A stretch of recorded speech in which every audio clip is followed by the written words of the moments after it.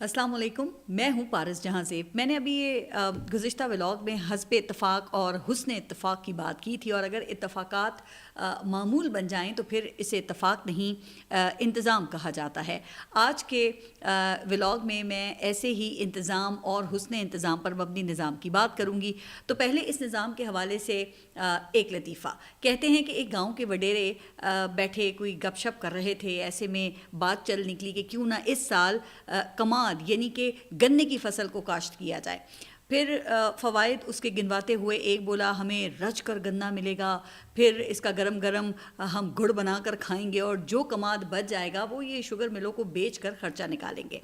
और यूं फिर बल्ले बल्ले अब इस पर बहस शुरू हो गई कि गन्ने की फसल तैयार कैसे होगी, इस पे कितना खर्चा आएगा, पैसा कहाँ से आएगा, वगैरह वगैरह। इस बहस के दौरान अचानक एक चौधरी बोल पड़ा जो खासी देर से खामोश बैठा था। उसने कहा कि वो सब तो ठीक है, लेकिन तुम लोग एक बात भूल रहे हो बेवकूफ़ो कि मेहनत तुम लोग करोगे लेकिन गन्ना करीबी बस्ती के गरीब और कमी कमीन चोरी करके ले जाएंगे। जिस पर सब फिर वहाँ बैठे चौंक गए।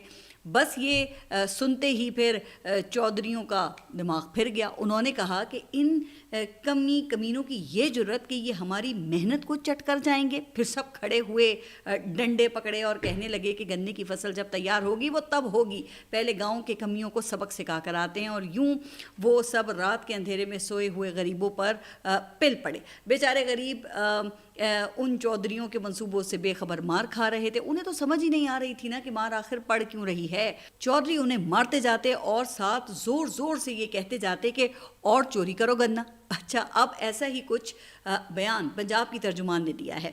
पंजाब की वज़ीर इत्तलात ने अलीमा ख़ान के बेटे की गिरफ़्तारी पर रद्द-ए-अमल अपना देते हुए ये कहा है कि 9 मई को हमला करने वाले और करवाने वाले किसी माफ़ी के मुस्तहिक नहीं हैं। चलें जनाब, यहाँ तक तो बात समझ में आती है। यही कव्वाली 2 साल से हम सुन रहे हैं, लेकिन पंजाब की तर्जुमान ने जो अगली बात की है ना, उसका लेवल ही और है। इमरान खान पर तनकीद करते हुए उनका कहना ये था कि मकबूलियत तो फ़िरौन और शैतान की भी बहुत है, लेकिन वो फरिश्ते नहीं बन सकते। अब पता नहीं कि इस बात पर उन्हें चौधरानी जी की जानिब से शाबाश मिली है या डांट पड़ी है। अब इसका इन्हिसार तो फिर चौधरानी जी की समझ पर ही है। लेकिन जनाब, मेरे लिए तो ये ख़बर है कि फ़िरौन और शैतान वो भी मकबूल हैं, क्योंकि फ़िरौन की ताकत डंडा थी और शैतान की ताकत लालच और फ़रेब। अब आप ख़ुद फ़ैसला कर लें कि आज के दौर में ये खूबियाँ किस किस में पाई जाती हैं। क्या इसके हामिल वो लोग हैं जो इस वक्त जेलों में कैद हैं, या वो जो फॉर्म 47 के हस्बे इंतज़ाम या हुस्ने इंतज़ाम की पैदावार हैं। बहरहाल इस पर इतना ही कहा जा सकता है कि समंदर तेज़, तूफ़ानी हवा, टूटी हुई कश्ती, यही असबाब क्या कम थे कि इस पर ना खुदा तुम हो। अब आते हैं अलीमा ख़ान के बेटों की गिरफ़्तारी के मामले पर। और गुज़िश्ता रोज़ उनके जो दूसरे बेटे हैं शेर शाह, उनको भी गिरफ़्तार कर लिया गया है। इससे पहले शारेस खान की गिरफ़्तारी पर मैंने कहा था कि कानून अंधा होता है। अब अंधे को ठोकर खाकर गिरने से बचने के लिए फिर इंतज़ाम तो करना पड़ता है। अंधेपन के तहत पहले शारेस खान को शेरशाह समझकर उठा लिया गया, लेकिन जब पता चला कि भाई ये तो गलत हो गया है, तो फिर ये सितंबर 2023 की 23 माह पुरानी FIR झाड़ पहुँच कर निकाली गई, जिसमें इमरान खान के ख़ानदान के तमाम अफराद को नामज़द किया गया था। वैसे ये प्रैक्टिस तो फिर हमारे मुल्क में आमतौर पर राइज है कि जब कोई वक़वा होता है तो फिर FIR में नामज़द मुलज़िम के सारे ख़ानदान को उसमें शामिल कर लिया जाता है, चाहे उनका उससे ताल्लुक़ हो या फिर ताल्लुक़ ना हो। इसी हस्ब इंतज़ाम और हुस्न इंतज़ाम की बुनियाद पर ही तो फिर ये कहा जाता है कि हमारी पुलिस का कारोबार चलता ही ऐसे है। जब चाहते हैं FIR में मौजूद किसी नाम को उठा लेते हैं, और अगर नाम FIR में ना भी हो तो नामालूम तो फिर हर FIR में दर्ज होता है। फिर उस नामालूम की खाली जगह पर किसी को भी मालूम करके डाल दिया जाता है, और फिर ये नामालूम से मालूम हुए गरीब लोग FIR से नाम निकलवाने के चक्कर में भारी रिश्वत देकर अपनी जान छुड़ाते हैं। अब कहा यह जाता है कि 9 मई के वाक़यात को भी पंजाब पुलिस ने बिल्कुल इसी तरह से इस्तेमाल किया। नामालूम अफराद के नाम कटी FIRs में जब चाहें जिसको चाहें मर्जी और ज़रूरत के मुताबिक डाल देते हैं, जिसके बाद फिर मुकमुका करते हैं। लेकिन चूंकि इस मामले में तो मुकमुका हो नहीं सकता था, चूंकि कहा यह जाता है कि ऑर्डर ऊपर से आया है, लिहाजा पुलिस ने 23 माह पुरानी एफआईआर की बुनियाद पर शाहरिज खान के खिलाफ अदालत से 30 दिन का रिमांड मांगा। हालांकि अदालत में फैमिली की जानिब से ये बताया गया था कि शाहरिज खान 9 मई से 11 मई के दौरान चित्राल में था, जिसके वो कहते हैं कि सबूत भी मौजूद हैं। लेकिन जहां मुद्दई ताकतवर हो तो हस्बे इंतज़ाम और हुस्न इंतज़ाम के तहत इंसाफ भी अगर अंधा नहीं तो भेंगा ज़रूर बन जाता है, और यही इस केस में हुआ है।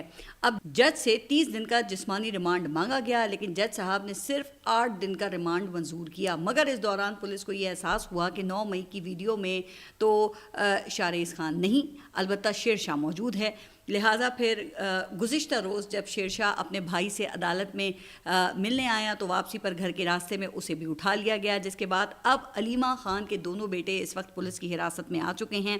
लेकिन अलीमा खान ने हौसले का मुजाहरा किया है। उनका कहना है कि मेरे बेटों की गिरफ्तारी एक मामूली सी कुर्बानी है जो हम इमरान खान की जद्दोजहद के लिए पेश कर रहे हैं। हम अपने भाई और अवाम के साथ डट कर खड़े हैं, और साथ वो ये भी कहती हैं कि मुझसे शिकायत ये है कि मैं इमरान खान का पैगाम अवाम तक क्यों पहुंचाती हूं। अच्छा, वैसे इसी बुनियाद पर गुज़िश्ता कई माह से उनकी इमरान खान से मुलाकातों पर भी गैर एलानिया पाबंदी है। अब अलीमा खान ने अपनी आखिरी मुलाकात का हवाला देते हुए ये कहा है कि इमरान खान ने आखिरी मुलाकात में भी मजबूत रहने की तलकीन की, कहा कि जुल्म की रात है, बिलाखिर तो सुबह होनी ही है। अच्छा, इस हवाले से पाकिस्तान पीपल्स पार्टी के रहनुमा कमर ज़मान कायरा साहब वो भी बोल पड़े हैं और कहते हैं कि अलीमा खान के बेटों की गिरफ्तारी सियासी इंतकाम है।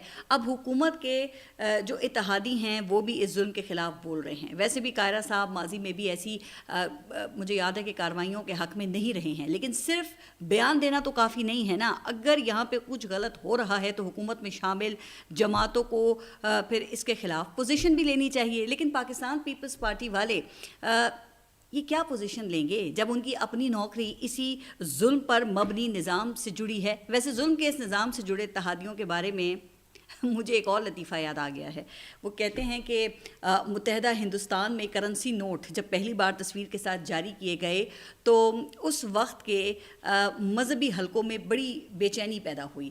इस ज़िमन में एक वफ़द उस दौर के बड़े आलिम दीन की खिदमत में हाजिर हुआ और फिर उनसे पूछा गया कि जी करेंसी पर तस्वीर का होना ये सही है या गलत है, जिसका जवाब फिर आलिम दीन ने बड़े ही इत्मीनान से दिया और कहा कि मेरे भाइयों, मेरे फतवा देने का तो कोई फ़ायदा ही नहीं है, क्योंकि मुझे पूरा यकीन है कि मेरा फतवा नहीं चलेगा लेकिन करेंसी नोट वो चल जाएगा।